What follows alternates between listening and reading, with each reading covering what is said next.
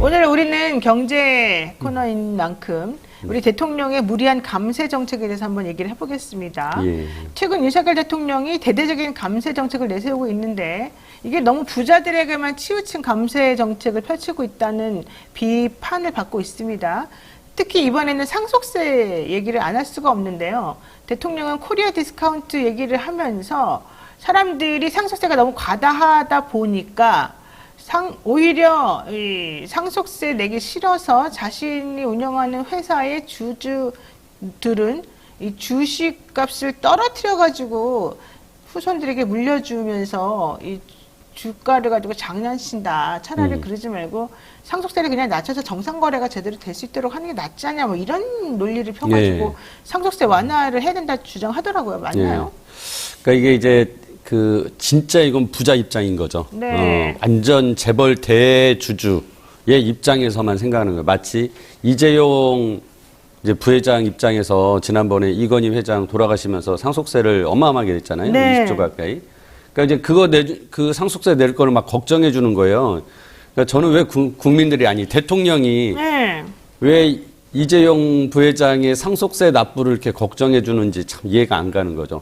근데 그분이 그렇게 상속세를 어마어마하게 내는 이유는 그보다 어마어마한 재산을 물려받았기 때문이죠. 그 일부를 상속세로 내는 거거든요. 그러니까 그런 측면에서 이 부자들의 상속세 걱정을 해준다라는 것 자체가 같은 부자가 아니고서는 그런 생각을 잘 안 하게 될 것 같은데 대통령도 그런 부분에 대해서는 이제 생각이 있는 사람들 생각에 가까운 것 같다. 저는 대통령이 하도 재벌들을 여기저기 네. 끌고 다니잖아요. 솔직히 네. 떡볶이 먹방까지 시키고 그렇죠. 그냥 해외 나갈 때마다 맨날 같이 데리고 다니고 우리나라 그 5대 기업의 총수들은 맨날 계속 다니죠. 정말 특별한 것도 없는데 그냥 맨날 자기 그 무슨 뒤에 배경차를 데리고 다니는 그래서 거. 볼멘 소리가 나와요. 대통령이 또 부른다고. 그러니까 그러면서. 그것 때문에 그거에 대해서 감사의 표시를 이렇게 세금 다 깎아주는 거 아닌가 생각했는데 그렇지 않은가요?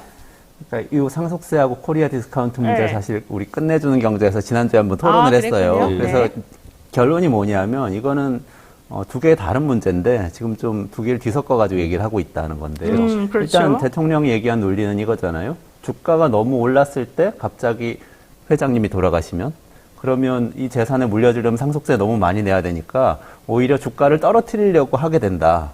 그러니까 소액주주들도 피해보는 거 아니냐 이렇게 얘기를 하는데 그러면은 상속세를 주가에 연동시키는 현재 시스템을 바꾸면 돼요. 그러니까 상속세를 주가가 아니고 예를 들면 기업의 다른 형태 가치, 우리 비상장 주식들도 다 평가해가지고 물려줄 때 세금을 매기잖아요. 그런 방식으로 제도를 바꾸면 되는 건데 그걸 상속세하고 연계시켜서 상속세를 완화하거나 없애자. 아예. 그래서 그냥 이 소액주주들을 위해서 코리아 디스카운트를 해소하는 게 아니라 아예 상속 자체를 굉장히 편하게 해주자. 이렇게 바꿨다는 거죠. 그래서 그 부분을 좀 이야기를 할 필요가 있는 것 같아요. 이 논리 자체가 문제가 있다는 거. 그리고 이제 상속세 자체를 놓고 보면 사실 상속세는 굉장히 정합성이 높은 세금이거든요. 자꾸 이중과세 얘기하는데 사실 이런 거예요. 우리가 아버님이 부동산을 10억 원에 구매를 하셨어요. 근데 돌아가실 때가 돼서 자녀한테 물려주려고 하는데 20억 원이 됐단 말이죠. 당시 시세가. 그러면은 원래는 이게 그때 매각을 하신다면 10억 원에 대해서 양도세를 부담을 하시게 돼요. 근데 그냥 상속을 하시면 이 자녀는 나중에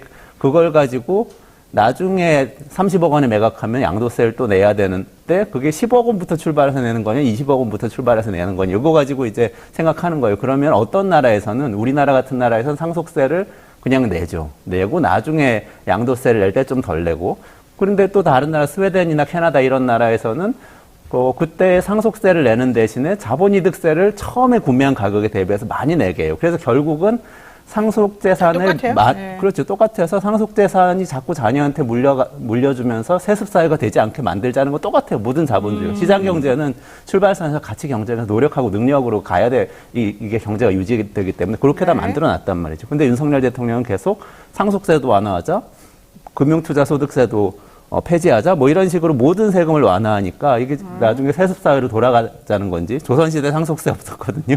뭐 그런 의문이 들게 만드는 그런 발언이라고 볼 수 있습니다. 그렇군요. 뭐 그렇게 생각하세요?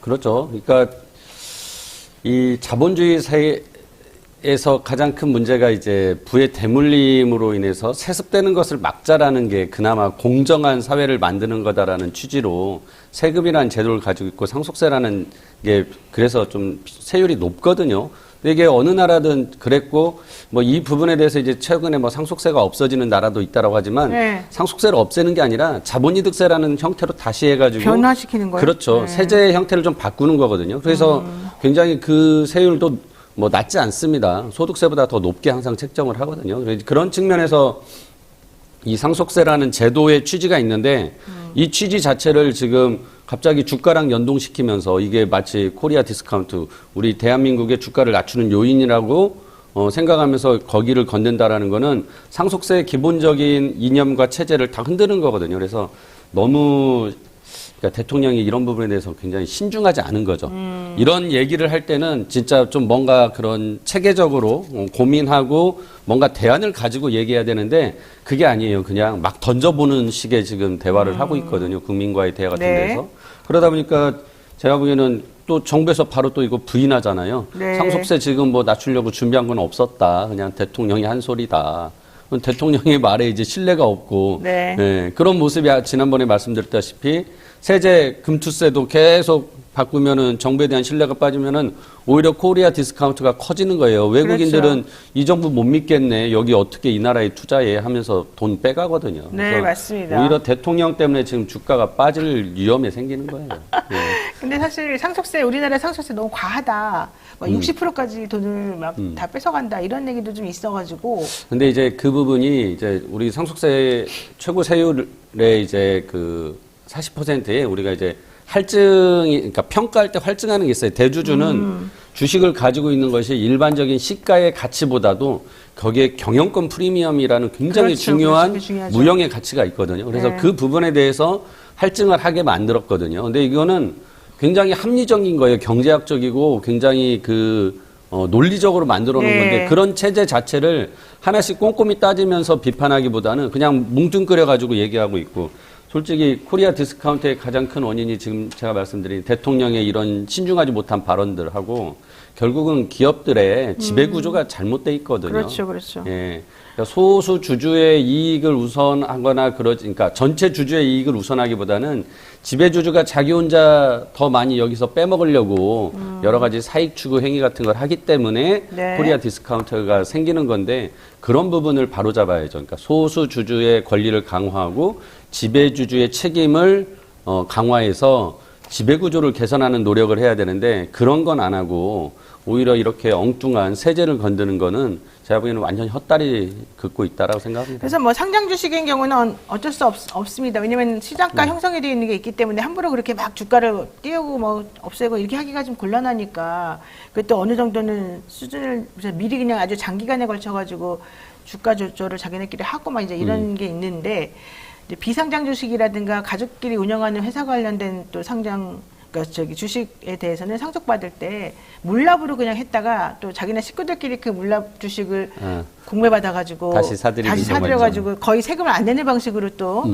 이렇게 하기도 하고 예, 뭐 이렇게 하잖아요. 뭐 여기서 그 많은 세제 컨설팅을 하고 예, 있죠. 예, 보통 그런 식으로 이제 우리가 해가지고 세금 거의 안 내는 방식으로 하는데 어쨌든 윤석열 대통령은 부자들의 이 세금 상속과 관련 세금 줄여주고 이 주식 넘겨주는 것에 대해서 관심이 되게 많단 말이에요. 근데 아까 뭐 의원님도 잠깐 말씀하셨습니다만은 참모들하고 얘기를 안 하고 그냥 혼자 막 얘기를 하시는지 이 상속세 완화 얘기하고 난 다음에 대통령실이나 주변 사람들이 이걸 주워 담느라고 되게 고생을 많이 했다는 얘기가 있어요. 그러니까 뭐 부자 감세다 막 건전재정 기조에 어긋난다 이러니까 대통령실에서는 아니야 이거 약간 좀 우리가 달리 개편하려고 하는 거에 불과한데 대통령이 말을 조금 잘못한 거야 이렇게 지금 얘기하거든요.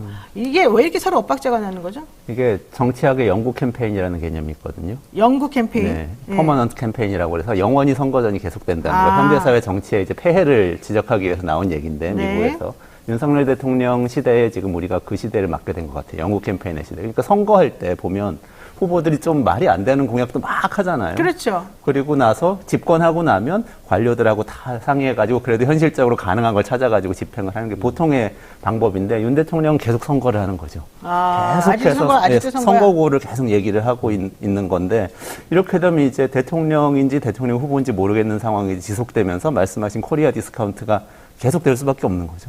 저 사람이 얘기를 하는데 저 사람이 그냥 후보로서 얘기해보는 건지 아니면 진짜 집행을 하겠다는 건지 굉장히 혼란스러운 상황이 이어지는 것 같아요. 이게 진짜 정말 정말 근본적으로 이게 문제인 것 같아요. 그렇군요. 그래서 사실은 그렇게 얘기한 것들이 실행되면 더 문제입니다. 책임 없이 얘기한 맞아요. 거기 때문에 오히려. 어차피. 별로 고민하고 신중하게 한 게 아니라, 그러니까 지금 여러 가지 감세 정책들이 나오면서 기재부와 상의한 게 아닌 것들이 계속 나오는 거예요. 그러니까 대통령실마저도 지금 대통령의 언급한 거에 대해서 지금 부인하고 있잖아요. 그러니까 대통령이 누구하고도 상의하지 않고 자기 머릿속에 그냥 떠오르는 대로 어디서 이런 얘기 들었는데 이거 그럴듯하네라고 하면은 던져보는 식의 지금 상황들이 이어지면은 뭐 결국은 대통령실마저도 패싱당하고 뭐 기재부는 더더욱이 패싱당하고 거기다 국회는 아예 무시하고 얘기하고 있고 뭐 대통령 혼자 지금 북치고 장구치고 하다가 이게 나라 지금 망가뜨리는 지금 제가 보기엔 이거 같아요. 대통령이 외국 나갔을 때 그때 엑스포 때문에 외국 나갔을 때 예를 하나의 예인데 그때 가셔가지고는 저녁 때 재벌들 다 같이 갔던 재벌 다 모아가지고 2시간 술 드셨다 그랬잖아요. 다 나머지 다 같이 동석 안 하고 그때 혹시 재벌들하고 야 허심탄회하게 얘기해봐. 니네 뭐가 문제니? 내가 해결해줄게. 니네 얼마나 고통받았는지 내가 다 알지 않니? 그러니까 우리 이게 이게 힘들어요. 얘기했을 거 아닙니까? 왜냐면 그분들이 가장 힘들어했을 것 같은 얘기들이 사실 다 줄줄 나왔거든. 그런데 그런 식으로 듣지 않았을까? 어쨌든 이거 뭐 그냥 저희 내피셜이니까 신경 쓰지 마시고요. 자, 한 달 동안 쏟아진 감세 등 민생 정책을 한번 저희가 정리를 해봤습니다. 한번 볼까요? 2023년 12월 21일에 뭐 주식 양도소득세 과세 기준을 10억에서 50억으로 상향하는 거, 또 그 다음에 소상공인 187만 명에게 은행 이자를 최대 300만 원 환급해 주는 거, 제2금융권 고금리 대출자에 대한 이자를 환급해 주는 거, 또 올해 1월 2일에는 금투세 금융투자소득세 폐지해 주는 거, 그다음에 1월 3일에는 소상공인 126만 명 전기료 20만 원씩 감면해 주는 거, 전통시장 소득 공제율 40에서 80%를 상향해 주는 거, 시설투자 임시투자세액 공제를 1년 연장해 주는 거, 1월 4일에는 영세사업자 128만 명에게 부가세 기한 2달 연장해 주는 거, 상반기 카드 사용액 증가분을 추가 10%포인트까지 소득 공제해 주는 거, 노후차 개별소비세 70% 한시 인하해 주는 거, 1월 5일에는 건강보험 지역 가입자 자동차 재산보험료 완화해 주는 거, 그리고 재건축 사업 안전진단 폐지를 1월 10일 날 해줬고, 임대사업자 및 다주택자 중과세 폐지해주고, 신축 소형 주택 취득세 감면해주고, 이것도 물론 이제 2년 안에 신축하는 그런 주택이지만, 그리고 1월 11일에는 소상공인 등 290만 명 대출 연체 기록 삭제해주는 거, 15일에는 반도체 등 국가 전략기조 세액 공제 연장, 16일에는 91개 부담금 제도 전면 개편. 이거 너무 많네요. 1월 17일에는 ISA 납입 한도 및 비과세 한도 상향, 증권거래세 인하 유지, 상속세 인하 시사. 어쨌든 중요한 건 이렇게 하다 보니까 물론 이제 법 개정이 필요한 것도 있고 필요하지 않은 것도 있는데 너무너무 돈이 많이 없어져 버려요. 세수가 진짜 감소가 돼가지고 60조 내가 그 얘기 듣기는 6조. 예. 6조가 날아가 버렸다는 얘기가 있어요. 지금 안 그래도 세금이 없다 그러던데 이렇게 하면 재정이 빵꾸 날 것 같은데요. 그렇죠. 그러니까 작년에도 원래 계획했던 것보다도 세수가 60조 원 줄어서 굉장히 어려웠다고 하고 지금도 그게 해결이 정확하게 됐는지에 대한 없어요. 정확한 보고가 없거든요, 네. 현재. 그런데 지금 이런 식으로 가면, 그러니까 4조 원이라고 말씀하셨지만, 6조. 이 한마디가, 6조 6조. 원이라고 말씀하셨지만, 예를 들면 이 부담금만 해도 1월 16일에 얘기했던 91개 부담금 전면 개편하라. 이게 사실은 이걸 싹 없앤다고 그러면 20조 원 넘는 거예요. 그래요, 굉장히 맞아요. 교통유발 부담금도 있고, 환경 부담금도 있고, 우리 주위에 있는 많은 것들인데, 그거를 세부적으로 어떻게 실행하겠다는 계획이 없이 그냥 전면 개편하겠다. 이렇게 얘기를 한다는 건 사실은 의지가 사실 의지가 없으면 다행이라고 저는 생각하는데. 그렇죠. 만약에 오히려. 의지를 갖고 뭐 6조 원이든 20조 원이든 그게 감소해버리면 작년에 이어서 올해도 재정 위기가 올 가능성이 있고, 그리고 작년에 사실은 재정 지출이 덜했기 때문에 하반기에 내수 경기 불황이었고 내수 마이너스 성장이 왔다는 얘기도 많거든요. 그럼 올해도 수출이 아무리 잘 된다고 그래도 내수 때문에 또 이 경제 성장률에 타격을 입을 수도 있습니다. 지금 그러면 최희배 의원님 국회의원 해보셨으니까 예. 총선 앞두고 지금 대통령이 이렇게 자꾸 정책을 쏟아내는 건 결국 표 달라는 거 아닙니까? 그렇죠. 그러니까 이게 지금 근데 이 표 달라고 하면서 이렇게 부자 감세 여러 가지 감세 정책을 지금 하고 있는데 막상 가장 표를 많이 가지고 있는 거는 부자들이 아니라 일반 서민들이잖아요. 그렇죠. 중산층이잖아요. 근데 중산층에 대해서는 물론 뭐 소상공인들에 대해서 뭐 이자 감면해 주는 건데 그거는 정부가 하는 것도 아니에요. 또 은행 팔 비틀어 가지고 은행 보고 하라고 하는 건데 그러니까 정부가 정말 서민들을 위해서 중산층을 위해서 해주는 거는 별로 눈에 띄지 않고 진짜 대기업 그리고 그 대기업을 주식을 가지고 있는 대주주 네. 그리고 50억 이상의 주식을 가지고 있는 부자들 네. 강남에 아파트 두 채씩 가지고 있거나 또 앞으로 임대주택 사업을 하려고 하는 부자들 이런 사람들의 지금 세금만 깎아준다고 하거든요. 그러니까 저는 우리 서민들 중산층 일반 국민들이 이런 감세 정책에 현혹되지 마셔야 된다. 그러니까 지금 나의 삶을 낫게 해주는 게 아니라 부자의 삶을 낫게 해주고 이러면서 결국은 나한테는 엄청난 이제 세 부담이 올 것이라는 걱정을 하시면서 윤석열 정부에 대해서 철저히 비판을 하셔야 될 것 같아요. 그래서 저는 이게 이 포퓰리즘도 이상한 포퓰리즘을 하고 있는 거예요. 그래서 우리 국민들이 다시 한번 이런 내용들에 대해서 꼼꼼히 보실 필요가 있다라고 생각을 합니다. 아니 최이배 의원님은 국회의원도 하셨는데 게다가 회계사 출신인데 예. 강남에 아파트 세 채 없어요? 죄송- 있을 것 같은데? 그렇지 못했습니다. 제가 회계사 업무는 별로 안 하고 시민운동만 열심히 하고 재벌만 열심히 또 이제 개혁하려고 하다 보니까 네, 아이고 이렇게 또 청년 결백하신 분이 계시네요. 그러게요. 자, 네. 마지막 질문 해보겠습니다. 그 세계 최고의 자산가 슈퍼리치라고 보통 불리는 분들이 억만장자, 뭐 백만장자 막 이러잖아요. 세계 외국에서는 이런 분들이 오히려 나 세금 더 내게 해달라. 이러면서 부유세 도입을 촉구했다. 뭐 이런 얘기가 나와요. 이게 우리나라 정서상 이해가 안 되는데 이분들은 이래야지만 세금을 더 많이 내서 좀 본인들에게 혜택이 돌아가는 겁니까? 이런 사고방식이 도대체 어디서 나오는 겁니까? 교수님. 그러니까 미국하고 우리나라하고 좀 다른 건데 네. 이 지금 이번에 서명한 분들 중에 예를 들면 네. 디즈니 일가 에비게일 디즈니라는 분이 있어요. 또 록펠러 일가도 있고 발레리 록펠러라고 이런 분들은 사실 록펠러나 디즈니가 디즈니를 만들어서 지금도 디즈니 있고 그렇죠. 록펠러도 록펠러 만들어서 지금도 쭉 이어져서 네. 이 석유회사 하고 록펠러 있는 젠더. 거잖아요. 네. 근데 중간에 다 지분이 분산되는 거예요. 우리나라처럼 영원히 창업자 일가가 다 지배해야 된다고 생각하지 않아요. 중간에 어느 시점에서는 기업이 커지니까 소액주주들이 더 많은 지분 갖게 되고 자산 운용사들이 또 간접 투자로 많이 갖게 되니까 이분들은 그냥 물러나서 재단을 운영하면서 주로 자선 사업을 하거든요. 그러니까 이분들은 사회적으로 그냥 옳은 목소리를 소신에 따라서 그냥 내는 거죠. 네네. 예, 그래서 우리하고 굉장히 문화가 다르다. 우리도 이렇게 좀 지분이 분산되는 거 너무 두려워하지 말고 전문 경영 체제로 가는 것도 좀 옵션으로 생각할 필요가 있다. 상속세 깎아줘서 계속 물려주도록 할 필요가 없는 기업들도 있을 수 있다. 이렇게 좀 생각해 볼 필요가 있는 것 같아요.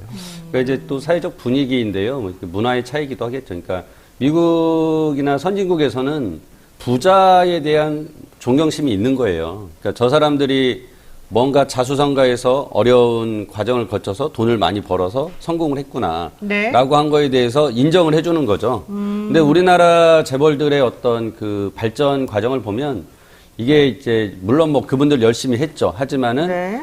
정권과 유착해가지고 뭔가 특혜를 받고 뭐 이런 이제 모든 사회에 부정적인 또 영향을 끼치는 행위를 많이 하면서 부자가 됐다라는 것에 그 우리 인식이 있기 때문에 부자에 대한 존경이 별로 없어요. 그래서 이제 그런 부분 때문에 이 미국 사회에서는 부자들이 세금 많이 내므로써 더 존경받고 싶어 하는 마음이 있는 거고, 우리 재벌들은 조금이라도 돈을, 그러니까 사회적으로 존경받는 걸 원치 않는 거예요. 그냥 내 재산을 많이 지키고 싶은 거죠. 그러니까 세금을 조금이라도 덜 내게 해달라고 오히려 요구를 하는 거죠. 그리고 또 하나는 이건 이제 또 국가에 대한 신뢰예요. 네. 세금을 많이 내면 국가가 그 세금으로 정말 좋은 일을 잘할 거라고 믿음이 있기 때문에 우리 거 많이 떼가서 이 국가가 지속 가능하게 만들고 경제도 더 키우고 그러면 나한테도 내 후손들한테도 다 도움이 되는 거다라고 생각을 하기 때문에 국가에 세금 내는 것을 아깝게 생각하지 않는 거죠. 근데 우리 국민들은 세금을 조금이라도 아꼈다라는 것에 대해서 엄청나게 자랑하잖아요. 내가 국가에 돈을 조금이라도 덜 냈어. 네. 나 엄청 잘했지. 이런 이제 게 우리의 어떤 문화잖아요. 그래서 이게 국가에 대한 그 재정에 대한 효율적인 사용이나 그 낭비되지 않도록 한다라는 것에 대한 믿음이 있어야 되는데 우리가 믿음이 부족하고요.